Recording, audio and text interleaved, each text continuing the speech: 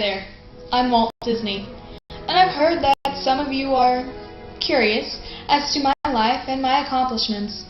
Well, I'm here to fill you in. You see, I was born on December 5th, 1901 in Chicago, Illinois, to Flora and Elias Disney. I have 3 brothers and a sister, and spent most of my childhood in Missouri.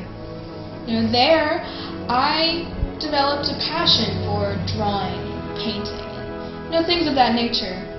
I would even sell some of my drawings to friends, family, friends, neighbors, anyone that would buy. I attended McKinley High School in Chicago, where I took drawing and photography classes. I was also the leading cartoonist in the school paper. I then dropped out at age 16 to join the Army. There I was rejected for being underage. So I joined Red Cross instead, and I spent a year in France as an ambulance driver. When I finally returned home from Paris, my brother got me a job at an art studio. It was around that time I started experimenting with a camera and some animation. I knew then that I had to have my own studio. And I got my wish. I opened up my own animation company and called it Laugh-O-Grams. I always like to look at life on the optimistic side, but I am realistic enough to know that life is a complex matter.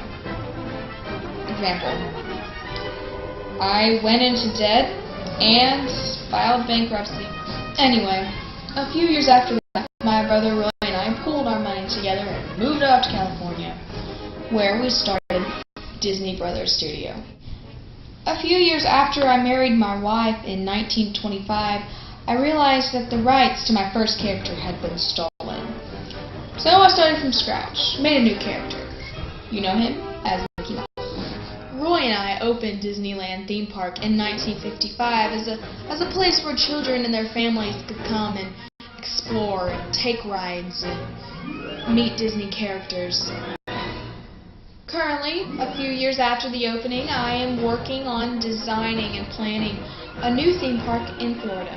Just remember, it all started